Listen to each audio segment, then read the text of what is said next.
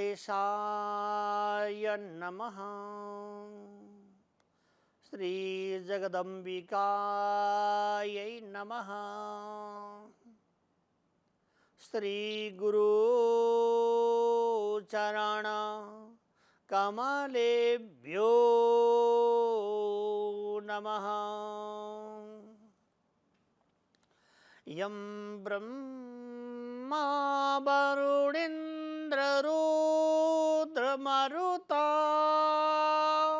स्तुन्वन्ति देव्यैस्तवै वेदैः साङ्गपदाक्रमोपनिषदैर्गायन्ति यं सामगा। ध्यानावस्थिततद्गतेन मनसा पश्यन्ति नं योगिनो यस्यान्तं न विदो सुरासुरगणा। देवाय तस्मै नमः। श्रीमत्चन्दनचर्तितो जलबभो शुक्लाम्बरमल्लिका मालालङ्कृतकुण्डलः प्रविलसत् मुक्तावली शोभिता। सर्वज्ञाननिधान पुस्तकधरा रुद्राक्षमालाकरा वाग्देवी वदनाम्बुजे वसतु मे त्रैलोक्यमाता चिरम्। मुखं करोति वाचालं पंगुं लंघयते गिरिं यत्कृपातमहं वन्दे परमानन्दमाधवम्। नमो भगवते तस्मै व्यासायामिततेजसे ईश्य प्रसादवक्ष्यामि नारायण कथामिमाम्।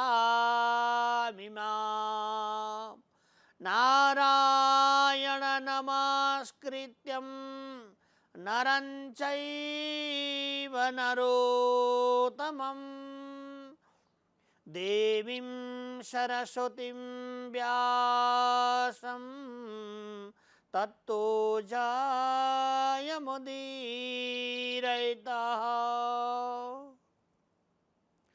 श्री सुस्तानि परमेश्वरै नमः। कुमारजीले अगस्त्य महामुनिलाई मंगल्यमय भवानीका अमृतहरू श्री सुस्तानी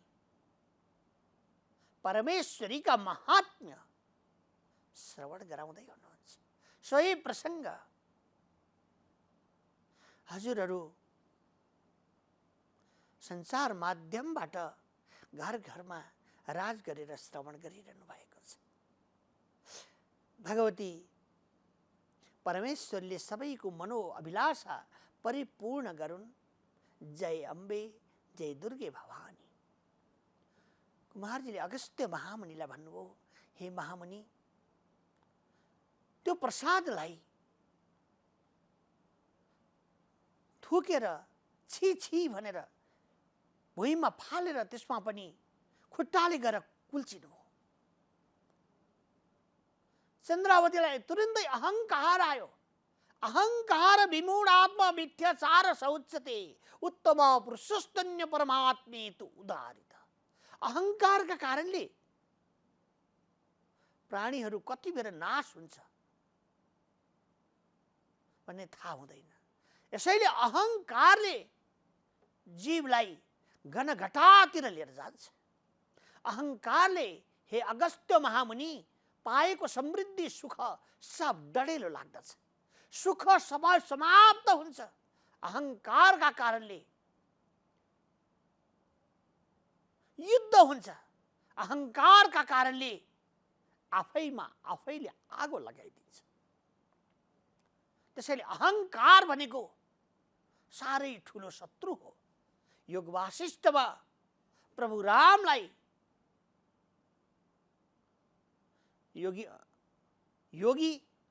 योग वासिष्ठ महाप्रभुले आज्ञा भएको छ, राम अहङ्कार नछोडेसम्म, अहङ्कार रूपी काई सफा नगरेसम्म आनन्द प्राप्त हुँदैन। आनन्द प्राप्त नभएसम्म निर्वाण प्राप्त हुँदैन।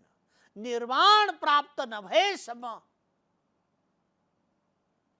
प्राणीहरू मोक्ष हुँदैनन्। 84 लाख योनिमा जन्म मृत्युको महाभवाटवीको दुःख भोगिरहँदछन् भनेर आज्ञा भएको छ। सबैभन्दा पहिले अहङ्कार परित्याग गर्नुपर्दछ। चन्द्रावतीलाई पनि अहङ्कार आएको छ। डोली बोकेर अगाडि जाँदै हुनुहुन्थ्यो, साली नदीमा पुग्नुभयो। त्यहाँ पुल छ। त्यो तरौँ भनेर लाग्दाखेरि अकस्मात आकाशमा बादल मडारिँदै हावा हुन्डरी आउन लाग्यो। बादलको छटा देखिन लाग्यो। विशाल वर्षा हुन लागेको छ। त्यो हावा हुन्डरी र वर्षाका वेगले त्यो पुल भाँचियो। डोली सहित डोलेहरू र चन्द्रावती नदीमा खसे। नदीमा पडिरहे। डोलेहरू भने त्यो शरीर छोडेर तुरुन्तै परमात्मा शिवको धाममा कैलाशका वासी भनेर पुग्नुभयो। किनभने उहाँहरूले भगवानको आराधना गर्नुभएको छ। भवानी शङ्करको आराधना गर्नुभएको छ। साक्षात् जगत जननी स्वस्थानी परमेश्वरीको प्रसाद खानुभएको छ। संसर्ग भक्तहरूसँग संसर्ग गर्नुभएको छ र आफूले कमाएको हिरण्य गर्भ दक्षिणा जे जस्तो छ त्यो श्रद्धापूर्वक अर्पण गरेर ढोग गर्नुभएको छ। त्यो श्रद्धामाथि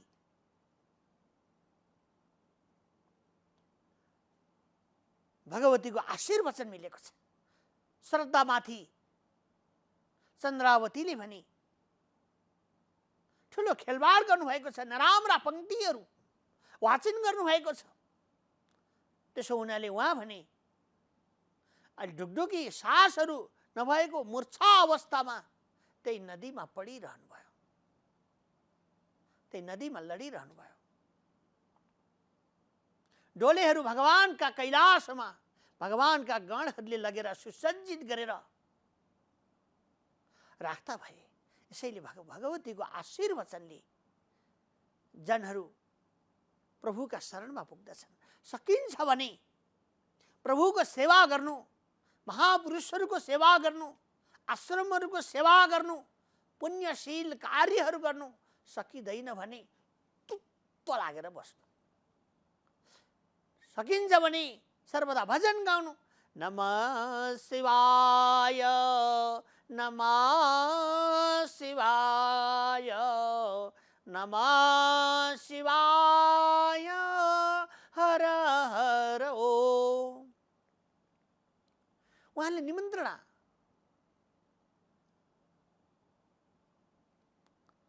बारम्बार परमात्माले जीवलाई राम्रो शब्दहरूको जानकार गरिरहनु भएको छ। तर अहङ्कारका कारणले जनहरू आफै दुःखतिर धकेलिने गर्दछ। चन्द्रावती साली नदीमा खस्नु भएको छ, पडिरहनु भएको छ। फेरि विचार गर्नुभयो नवराजले घरिघरि, मुआ हजुर अब यो सारा धन भएपछि, सम्पदा भएपछि समय समयमा धनको दिव्यता भनेको दान गर्नु हो। धन दान गर्नाले, भोजन गराउनाले, पाठ गर्नाले, भगवानका मङ्गल्यमय पूजा अर्चन वन्दना आदिहरू गर्नाले, गराउनाले सम्पदा बढेर आउँछ। किनभने त्यो दाता भनेको त भगवान परमात्मा नै हुनुहुन्छ। त्यसो हुनाले ब्राह्मण भोजन गराउनु पर्यो, तितिक्षुहरूलाई फेरि भोजन गराउनु पर्यो भनेर उहाँले आमालाई आज्ञा भयो, बाबु सबैलाई निमन्त्रणा गर। सबैतिर निमन्त्रणा पठाउनु भएको छ। चन्द्रज्योति नगरका ब्राह्मणहरूलाई बोलाउनु भयो, अग्नि वरुणपुरका ब्राह्मणहरूलाई निम्ता गर्नुभयो, लावण्य देशमा कुना कन्दराहरूमा रहेका सबै जनहरूलाई निमन्त्रणा गर्नुभयो। सबै आएर वेद पाठ गर्दछन्। ब्राह्मणहरू आएपछि के गर्दछन् भन्दा वेद पाठ, अब भोजन हुन्छ, भगवानको माङ्गल्यमय गुणानुवाद हुन्छ। यसैले धर्मका ठाउँहरूमा भोजन गर्नका लागि क्षेत्र खोलिदिएको हुन्छ। त्यो क्षेत्रमा गएपछि भगवानका स्तोत्रहरू एक आधा घण्टा पाठ गरेपछि भोजन फ्री, अनि केही दक्षिणाहरू पनि मिलिरहन्छ, वस्त्रादिहरू पनि समय अनुकूल प्राप्त भइरहन्छ। यस्तै गरेर बडा जनहरूले ब्राह्मण भोजनहरू गराइरहने चलन छ। हामीले जे जस्तो प्रकारको सक्छौँ समय अनुकूल हेरेर, कहिले कहिले केही गर्न सकेनौँ भने पनि हामीले खानलाई निकालेको चामलबाट एक मुठी भित्री मुठी निकालेर एक ठाउँ राख्नु पर्दछ। महिना दिन भएपछि त्यो पुण्यशील जहाँ भण्डारा हुँदो हो, जहाँ साधु सन्त महात्मा र विद्यार्थी गुरुकुलहरूमा भजन मङ्गलहरूमा भोजनको कार्य हुँदछ, त्यो ठाउँमा लगेर मिसाइदिनु। यसलाई मुष्टि दान भनेर बताइएको छ। धेरै गर्न नसके यति त प्राणीहरूले गर्न सकिन्छ नि, तर अहङ्कारका कारणले हामी त्यति पनि गर्न सक्दैनौँ अनि हामी दुःख पाउँछौँ। ती ब्राह्मणहरू सबै निम्तामा जाँदै हुनुहुन्छ, बडो आनन्दले दर्शन गरेर भोजन गर्न जहाँ गइरहनु भएको छ। उनीहरूले केही पनि वास्ताहरू भएन, केही चिजहरू पनि देख्दैनन्। गएर भोजन गर्नका लागि सबैलाई निमन्त्रणा भयो, जाँदा भए दर्शनीय भएको छ। राजाले निमन्त्रणा गरिरहनु भएको छ। यसै समयमा हे अगस्त्य महामुनि, त्यो साली नदीमा माझीहरू पनि बस्दथे, उनीहरू जाल हान्दथे। त्यहाँ चाहिँ आज पानी बग्नै छोडिन्, साली नदी बग्न छोडिन्, जल बग्न बन्द भयो। अनि के होला यस्तो भनेर जाल हानेर हेरेको, केही पनि देख्दैनन्। राजालाई गएर बिन्ती भाव गरे, हे राजन, आज साली नदीमा के भएको छ? विघ्न देशलाई होला जस्तो लागेको छ, जल बग्न छोडेकी छन्। सबैले स्तुति गरे, ब्राह्मण देवहरूले पनि स्तुति गरे। ती माझीहरूले गएर कुरा गरे, माझीहरूलाई हराउनु भयो, गएर हेर जाल हान, त्यहाँ केही छ कि? पानीलाई रोकेर राख्ने, जललाई बग्न नदिने केही चिज छ कि भनेर हेर्दा गएर जाल हाने। ठुटाहरू अनेक प्रकारका निक्लिए। चन्द्रावती पनि मुर्दा चाहिँ भएर लडिरहेकी थिइन्। यो ठुटो होला, सास पनि छैन, केही पनि छैन, कसरी मानव हुन्छ, कसरी जन्तु होला भन्ठानेर ठुटो होला भनेर छेउतिर मिल्काइदिए। फेरि अझै पनि बग्दिनन्।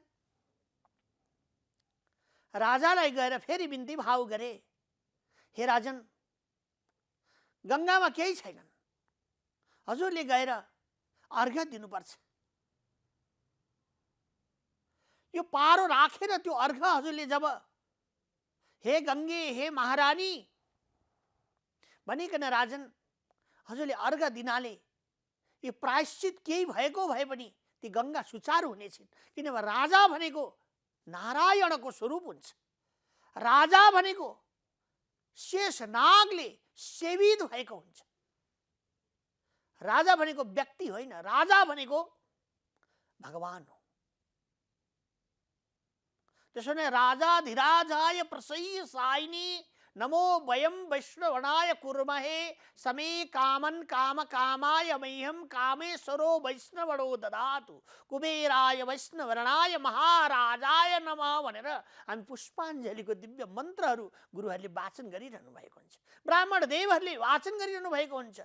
भक्तजनहरूले वाचन गरिरहेका छन्, जसलाई कण्ठस्थ छ। पुष्पचयन भगवानलाई यस्तै वन्दन गरिन्छ। त्यसैले साक्षात् भगवान नारायण हुनुहुन्छ। सबैले बिन्ती भाव गरे, विद्वद्गण पुरोहितहरूले बिन्ती गर्नुभयो र माझीहरू मन्त्रीमण्डलहरूका साथमा नवराज राजा शाली नदीका किनारमा आउनुभयो। पारो राखेर उहाँले, हे गङ्गे, केही त्रुटि अप्ठ्यारो असजिलो हामीले सेवा गरिरहेको अवस्थामा परेको भए क्षमा याचना माग्न चाहन्छु। हजुर बगिदिनुहोस्, सुचारू भइदिनुहोस्। हे आमा, हे जगत जननी, हे गङ्गे भनेर अर्घ दिनुभयो, दूधको अर्घ दिनुभयो। दधीहरू मिश्रित गरेर अर्घ दिनुभयो र प्रार्थना गर्नुभयो। किनभने भगवती गङ्गा महारानी साक्षात् जगदम्बा हुनुहुन्छ। भगवानका जटाबाट झरेकी, जटामा हजारौं वर्ष समाहित भएकी, स्वर्गबाट अपवर्ग पृथ्वीलाई अपवर्ग आनन्द स्वर्ग स्वरूप आनन्द प्रदान गर्ने सारा पितृहरूको कल्याण गर्नका लागि पृथ्वी तलमा रघुकुल भूषण प्रभु रामका वंश परम्पराले तपस्या गरेर बोलाएकी गङ्गा हुन्। त्यसै आएकी होइनन्। हाम्रा अगाडि हामीले गङ्गामा स्नान गरौँ, तडागहरूमा स्नान गरौँ, कृष्ण, कावेरी, श्वेत गङ्गा, सागरहरूमा स्नान गरौँ भन्दा हामीलाई समय मिल्दैन, फुर्सद मिल्दैन। तर फुर्सद मिलाउनु पर्छ, कोसिस गर्नुपर्दछ। जगतमा फुर्सद कहिल्यै पनि हुँदैन। अब अलिकति समय आफैले निकाल्नु पर्दछ अनि बल्ल समय निक्लिन्छ। समय त निक्लिन्छ भोलि गर्छु भन्दा भन्दा समय, यो पार्थिव शरीर, यो शरीरले छोड्ने बेला आइसक्छ, तैपनि समय निक्लिँदैन। किनभने असारे संसारे विषय विष शङ्का कुलधिय क्षणार्थम क्षेमार्थम श्रवण सुख गाथा तुल सुदाम भनेर भागवतमा मङ्गल धुन गाइएको छ। असार संसारको सार के हो त भन्दा भगवानका चरण अमृतहरूको आस्वादन गर्नु, गङ्गा जलमा अभिषेक लिनु, गङ्गा जल प्राशन गर्नु, शालिग्रामको सेवा गर्नु।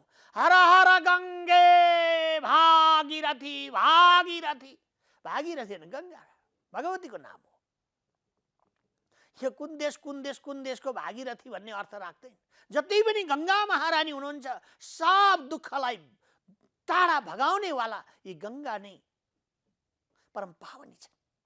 यस्तै गङ्गामा समय अनुकूल हामीले गएर स्नान वन्दन आदि गरेर विशुद्ध हुनुपर्दछ। यो शरीरलाई सर्वदा आनन्दित प्रदान गराउनु पर्दछ। कृपा गरेर प्रार्थना गर्नका साथमा गङ्गा बग्न लाग्नुभयो, शाली नदी बग्न लाग्नुभयो। राजस्व आफ्नो राज्यमा पाल्नुभयो। फेरि सबै ब्राह्मण देवहरूलाई भोजन गराउनका लागि निमन्त्रणा गर्नुभएको छ। सबै आए।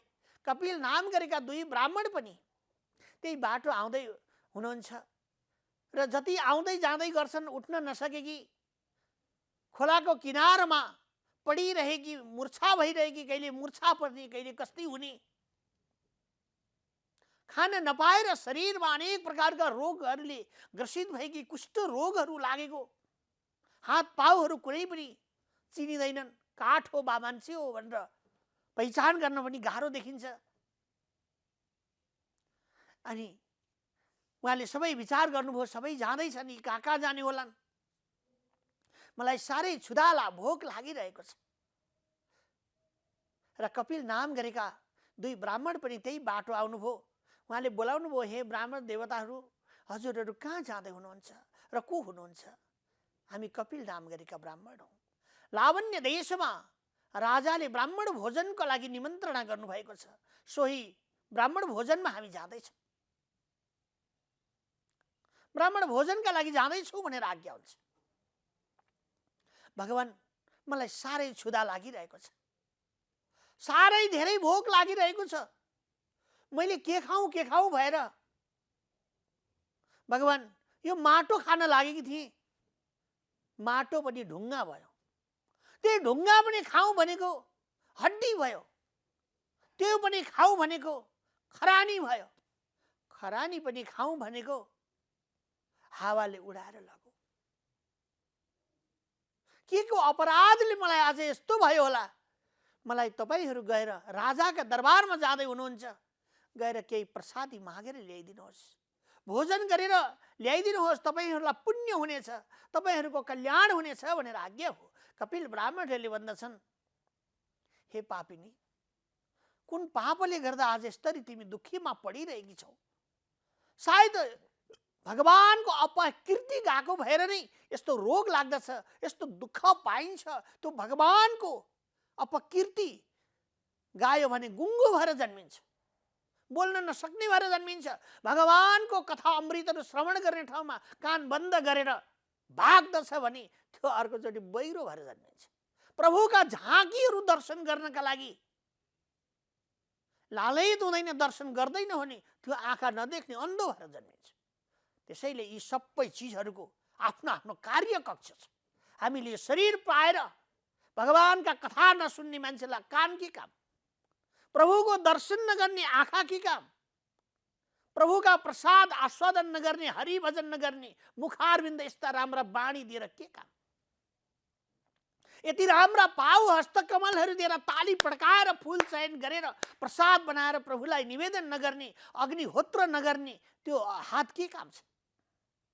पाउ भएर प्रभुका धामहरूमा एकछिन पनि चर्चा उपचर्चा गर्नका लागि नधाउने, नहिन्ने, नचाहिने ठाउँहरूमा कुद्ने यी पाउ भएर के काम छ? त्यसो हुनाले यी सबै भगवानले जो हामीलाई फ्रीमा प्रदान गर्नुभएको छ, यो प्रभुका समय अनुकूल थोरै धेरै सेवा गर्नका लागि हो, प्रभुको दर्शन गर्नका लागि हो, प्रभुको गुणानुवाद गाउनका लागि बाणी हो। यो मनुष्य जन्म नै सम्पूर्ण धर्म गरेर बल्ल मानव जुनी पाइएको छ। कति दुःख गरेर मानव जुनी पाइएको छ। यो मानव जुनीमा पनि हरिको भजन भएन भने हामी फेरि 84 लाख योनिमा दुःखमा प्रवेश गर्दछौँ। यसैले चातुर्य भएर सारा बाहिरी विकारमय स्वभावहरूलाई छोडेर ब्रह्ममय भावद्वारा भगवानको उपासना गर्नुपर्दछ, भजन गर्नुपर्दछ। त्यसैले भगवानले कृपा गरेर के पापिनीले यस्तै भयो होला भन्दछन्। उनीहरूले दिने भए त राजाका घरमा दिउँला, ब्राह्मणहरूले देऊ भनेर माग्ने कुरा आउँदैन, तैपनि कोसिस गरौँला भनेर ती कपिल ब्राह्मणहरू राजाका दरबारतिर गए। भोजनहरू गरिसकेपछि ती दुईजनै कपिल ब्राह्मणहरू वरिपरि घुम्दछन्। गोमा ब्राह्मणी मुवा बडा महारानीले देख्नुभयो, यी ब्राह्मण देवहरूले अगौँची खान पाएनन् कि, दक्षिणा पाएनन् कि, वस्त्रहरू पाएनन् कि, यथेष्ट सन्तुष्ट भएनन् कि, गएर सोध भनेर आफ्ना सेवक दासहरूलाई आज्ञा भयो। सेवक दासहरूले गएर सोधे। हामी अघायौँ, हामीलाई यथेष्ट भोजन भयो, दक्षिणा पनि पायौँ, हामी खुसी छौँ। तर बाटामा आउँदा एउटा पापिनी बाटोमा बसिरहेकी रहेछन्, हेर्दै नचिनिने खालकी असाध्यै दुखी, र उनले केही भोजन मागेर ल्याइदिनु भनेकी छन्। फेरि जाँदा ल्याइदेऊ भनिन्। त्यस्तो अवस्थामा भएकी उनलाई केही भोजन गराउन पाए पुण्य हुने थियो भनेर हामी कसरी मागौँ भनेर अप्ठ्यारो लागेर घुमिरहेका छौँ। ब्राह्मणहरूलाई सबै कार्य गर्न सजिलो लाग्छ, तर माग्न मरे जस्तो लाग्छ। यही त गाह्रो छ। त्यसैले श्रद्धाले जसले जे दिन्छन् नि त्यो चिज नै ब्राह्मणको भोजन हुन्छ। ब्राह्मणस्य मुखमासिद बाहु राजन्य कृत भनेको छ। त्यसैले सर्वदा ब्राह्मणले खाए कि खाएनन् भनेर याद गर्नुपर्छ अरे। ब्राह्मण भनेको भक्त, ब्राह्मण भनेको भगवानको गुण गाउने, ब्राह्मण भनेको यो मुखारविन्द। हामी जति पनि मुखारविन्द भएका, बोल्न सक्ने बुद्धि भएका, विवेक भएका जन छौँ, सबैको मुख छ होइन। त्यसैले सबै ब्राह्मण हुन्। भगवानको भजन गर्ने जति ब्राह्मण हुन्, भगवानको भजन गर्दैनन्, वेद पाठ गर्दैनन्, संसारको मात्र काउसोको भजन गर्दछन् भने ती ब्राह्मण हुन सक्दैनन्। जन्मले मात्र हुँदैन। त्यसैले भगवान कृष्णले आज्ञा भएको छ नि, जन्मना जायते शूद्र संस्कार द्विजोच्यते भनेर आज्ञा भएको छ। ती ब्राह्मणहरूले मागे। गोमा ब्राह्मणी महारानीले भन्नुहुन्छ, कति सक्छन् ती दुईजनाले बोक्न सक्ने लगिदेऊ। सेवक दासहरू भण्डारमा लिने भण्डारेहरू गए, भण्डारमा केही अन्नै छैन, खाली छ। उहाँलाई सुनाए, मलाई पकाएर राखिएको त्यो भोजन दिएर पठाइदेऊ। त्यो भोजन पनि गएर हेरेको खाली भाँडो भयो। उनीहरूले केही पनि लान सकेन। त्यही भोजन पनि केही यथेष्ट रह्यो, थोरै लगेर उहाँले भन्दछन्, तिम्रो लागि भोजन भनेको राजाका, तिम्रो लागि नाम लिने बित्तिकै राजाको भण्डार सबै खाली भयो। उहाँका लागि, बडा महारानीका लागि बनाएको प्रसाद तिम्रा लागि ल्याइदिएको छ, खाऊ। तिमी साह्रै पापिनी रहेछौ। भगवानको भजन गाऊ, पुण्य कीर्ति प्रभुका यशहरू गाउनुहोस्, बल्ल त्यसबाट छुटकारा प्राप्त हुँदै जान्छन्, पापका सञ्जालहरू समाप्त हुँदै जान्छन् भनेर आज्ञा भयो।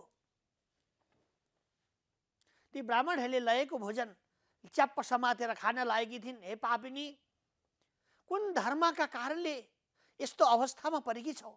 शरीरभरि रोग ग्रसित भएको छ, कुष्ठ रोगले ग्रसित भइरहेको छ, शरीरमा अनेक प्रकारका जीर्णत्व प्राप्त भइरहेको छ, यसरी पडिरहेकी छौ, तैपनि अझै सुझबुझ छैन।